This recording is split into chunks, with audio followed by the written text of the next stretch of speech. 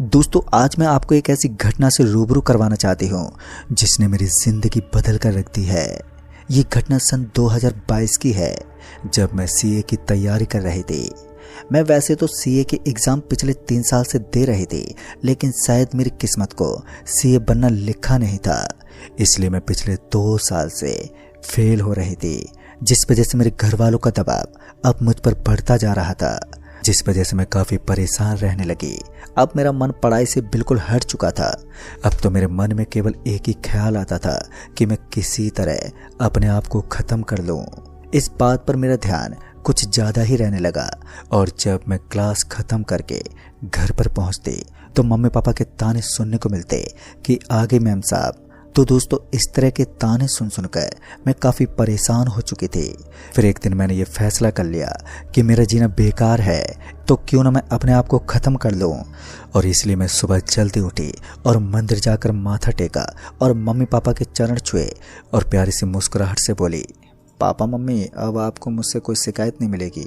Papa mummy ने मुझे गले से लगा लिया और बोले, बेटी, हम दोनों तुमसे बहुत प्यार करते हैं, तुम मेरी अच्छी बेटी हो। ये सब सुनकर मेरी आंखों में आंसू आ गए। मैंने मम्मी पापा से कहा, आज मेरी राह मत देखना, शाम को अपनी सहेली सिका के पास ठहर जाऊंगी, इसलिए मेरा इंतज़ार मत करना। फिर मैं घर से निकलकर सीधे मेट्रो स्टेशन पहुंची। तभी मैंने सोचा कि सबसे आसान तरीका मरने का मेट्रो के नीचे आकर मरने का है, और ये सोचकर अब मैं मेट्रो के नीचे कूदने की तकरीबन सोचने लगी।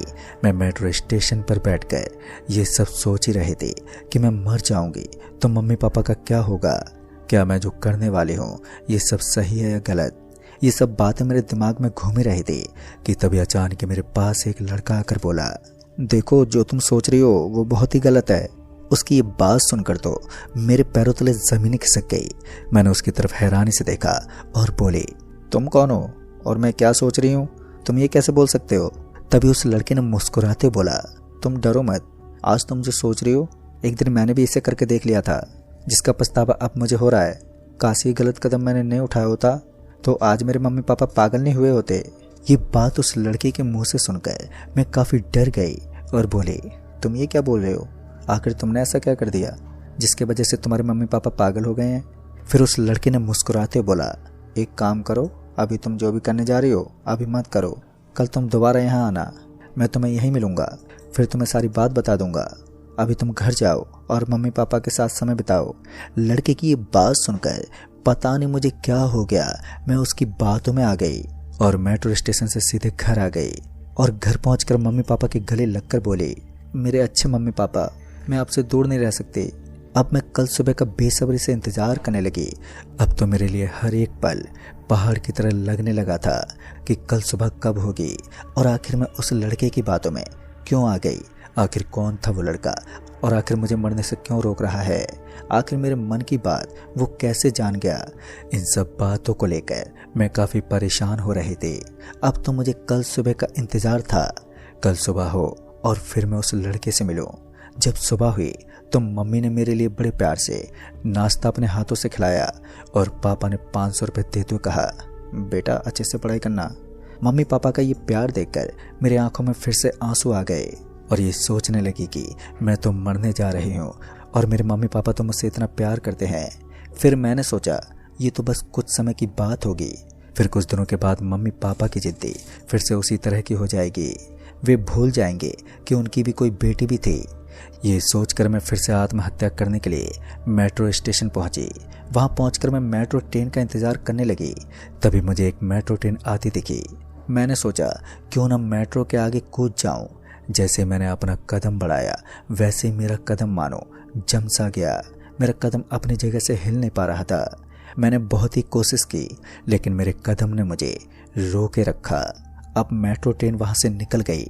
अब शायद मुझे लगने लगा कि शायद मैं मौत से डर रही हूँ और पापा मम्मी से दूर नहीं रहना चाहती, इसलिए मेरे कदम मुझे ये काम करने की आज्ञा नहीं दे रहे हैं। फिर कुछ घंटों तक मेरे दिमाग में ये सब चलता रहा, और अब ये सोचने लगी कि अब अगली मेट्रो के नीचे कूद जाऊंगी। फिर मैंने हिम्मत करके मेट्रो ट्रेन के नीचे कूदने का फैसला कर लिया। तभी मेट्रो ट्रेन की आवाज़ आई अब मैंने कूदने के लिए जैसे ही कदम बढ़ाए, वैसे ही मुझे लगा कि मेरा कदम किसी ने पकड़ लिया हो और वो आगे नहीं बढ़ने दे रहा हो। मैंने पीछे मुड़कर देखा तो मैं हैरान हो गई। मैंने देखा कि वही कल वाला लड़का मेरे कदमों को आगे बढ़ने से रोक रहा है। मैंने बड़ी हैरानी से पूछा, तुम? तभी वो लड़का मुस्कुराते बोला, हाँ मैंने तुमसे बोला था ना कि कल मैं फिर मिलूंगा, इसलिए मैं तुमसे मिलने आ गया। ये बात सुनकर मैं हैरान हो गई और मैंने उस लड़के से पूछा, पर तुम हो कौन और तुम मुझे मरने क्यों नहीं दे रहे हो? कल भी तुमने मुझे मरने से रोक लिया था और आज भी तुमने मुझे रोका है। आखिर तुम मुझसे चाहते क्या हो? लड़का बड़े प्यार से बोला, देखो मेरी प्यारी बहन, तुम अपनी प्यारी सी जिंदगी को अपने मम्मी पापा और देश की सेवा में लगाओ। क्यों व्यर्थ में इसे खत्म करना चाहती हो? उसकी ये बात सुनकर मैं बहुत ही हैरान हो गई। तभी मैंने पूछा, आखिर तुम हो कौन और तुम मुझे समझाना क्या चाहते हो? तब उस लड़के ने कहा, मेरा भी एक दोस्त था जिसने तुम्हारी ही तरह इस तरह का गलत कदम उठा लिया, जिसका नतीजा बहुत ही बुरा हुआ। तभी मैंने पूछा, पर तुम्हारे दोस्त के साथ क्या हुआ? तब उसने बताया कि एक दिन मेरा दोस्त बीटेक का एग्ज़ाम देने के लिए घर से निकला, लेकिन वो एग्ज़ाम देने के लिए इंस्टीट्यूट नहीं पहुंचा। इस पर फिर मैंने उस लड़के से पूछा, पर आखिर वो गया कहाँ?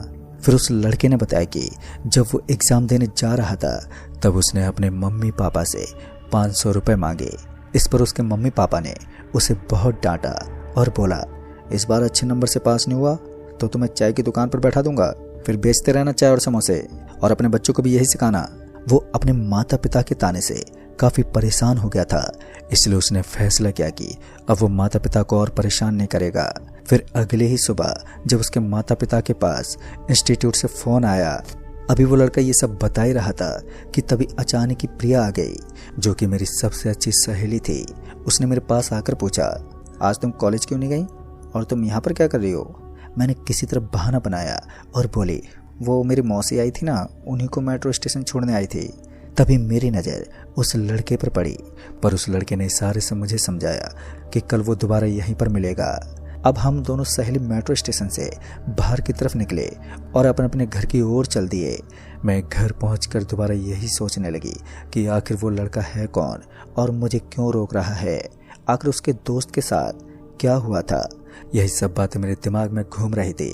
तभी मेरे मम्मी पापा ने मुझसे पूछा, बेटा आज का दिन कैसा रहा? कॉलेज में सब ठीक तो चल रहा है ना? मम्मी और पापा के बर्ताव में अचानक से इतना बदलाव को देखकर मैं हैरान थी।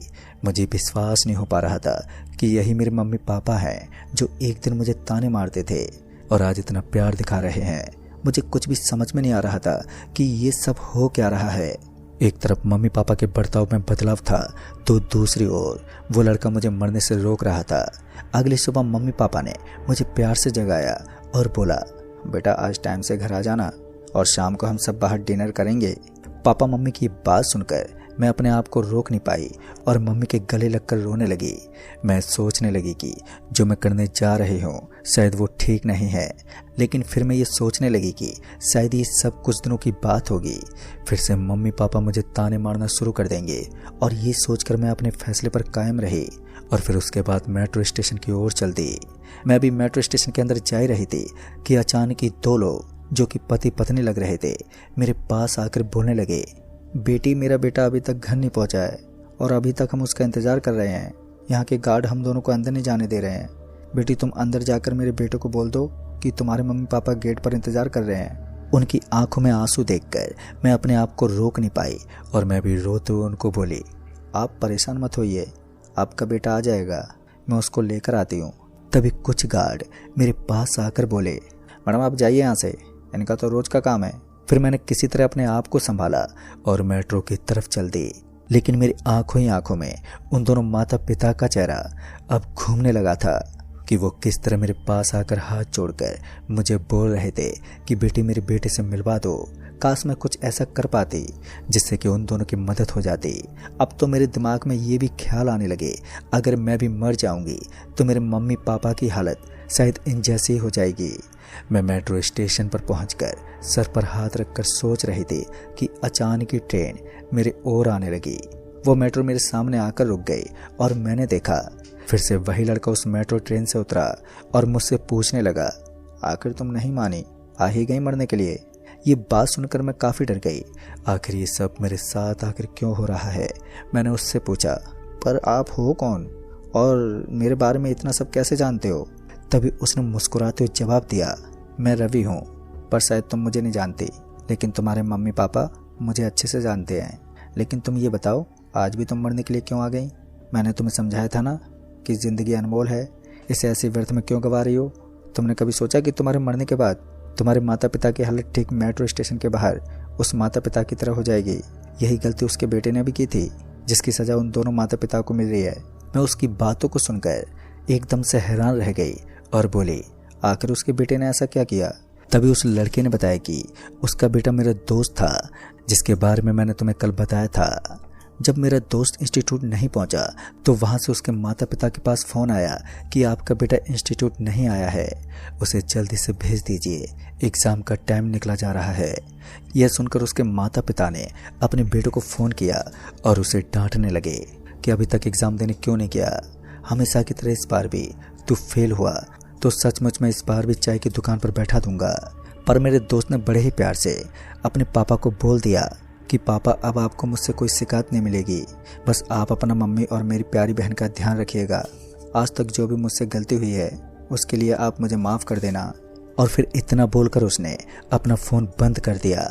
उसके 1 घंटे के बाद फिर से इंस्टीट्यूट से फ़ोन आया कि आपके बेटे ने मेट्रो ट्रेन के नीचे आकर आत्महत्या कर ली है।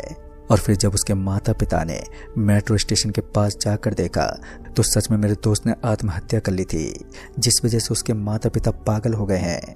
फिर उस लड़के ने बताया कि जो बूढ़े माता पिता मेट्रो गेट के बाहर अभी अभी मुझे मिले थे, वो उसी के दोस्त के माता पिता हैं, जो कि मानसिक रूप से पागल हो गए हैं। मैंने जब रवि की पूरी बात सुनी तो मैं कुछ पल के लिए आंखें बंद करके वहीं पर रोने लगी और सोचने लगी कि मैं ये क्या करने जा रही थी। तभी अचानक मेट्रो की आवाज़ आई और जब आंखें खोली तो रवि वहाँ नहीं था। मैं उसे चारों तरफ ढूंढने लगी, लेकिन रवि नहीं मिला। अब मैंने सोचा, चाहे कुछ भी हो जाए पर मैं आत्महत्या नहीं करूंगी और माता पिता के साथ रहूंगी। मैं घर पहुंचकर मम्मी से गले लगकर बहुत ज़्यादा रोई और बोली, मम्मी, मैं आप दोनों से बहुत प्यार करती हूँ, मैं आप दोनों को छोड़कर कहीं नहीं जाऊंगी। मम्मी बोली, बेटी तुम ऐसा कुछ करना भी मत, नहीं तो हम दोनों की भी हालत बिल्कुल रवि के माता पिता की तरह हो जाएगी। मम्मी की ये बात सुनकर फिर से मैं हैरान हो गई। तभी मैंने मम्मी से पूछा, मम्मी आप रवि को कैसे जानते हो? तभी मम्मी ने बोला, बेटा रवि उनका बेटा है जो माता पिता मेट्रो स्टेशन पर पागलों की तरह भटक रहे हैं। कुछ दिन पहले रवि ने ट्रेन के नीचे आकर आत्महत्या कर ली थी और तभी से उनकी हालत पागलों जैसी हो गई है। मम्मी की बात सुनकर मैं तो बहुत ज़्यादा हैरान हो गई। आखिर जो मुझे आत्महत्या करने से रोक रहा था वो और कोई नहीं बल्कि रवि की आत्मा थी। मैंने रवि को मनी मन धन्यवाद दिया कि आज तुम नहीं होते तो शायद मैं भी नहीं होती। काश सभी विद्यार्थी इतने खुश नसीब नहीं होते जिसे रवि जैसे इंसान आकर बचा लें। हम सब विद्यार्थियों को ये सब समझना चाहिए कि हमारे माता पिता बेशक कितना भी डांटें या मारें, लेकिन प्यार बहुत करते हैं। उन्होंने हमें जन्म दिया है तो उनका हक हमारे जीवन पर हमसे काफ़ी ज़्यादा होता है और हमारा ये हक नहीं बनता कि हम अपने माता पिता की ज़िंदगी को बर्बाद कर दें। हम सभी विद्यार्थी यही सोचते हैं कि हमारे मर जाने से क्या फ़र्क पड़ेगा और हम बड़े आसानी से अपने आप को ख़त्म कर लेते हैं, जिसका परिणाम रवि के माता पिता की तरह हो जाता है। इसलिए अगर हमें कोई भी परेशानी है तो वो परेशानी हमें अपने माता पिता के साथ मिलकर साझा करना चाहिए, ताकि इस तरह की घटना किसी के साथ ना हो पाए। तो दोस्तों, इस कहानी में बस इतना ही। कहानी आपको पसंद आई हो तो वीडियो को लाइक शेयर ज़रूर कर दें और साथ ही हमें नीचे कमेंट बॉक्स में ज़रूर बताएं। तो मैं आपका दोस्त राजकुमार जल्द ही मिलूँगा ऐसी एक और नई कहानी के साथ। तब तक के लिए बाय एंड टेक केयर।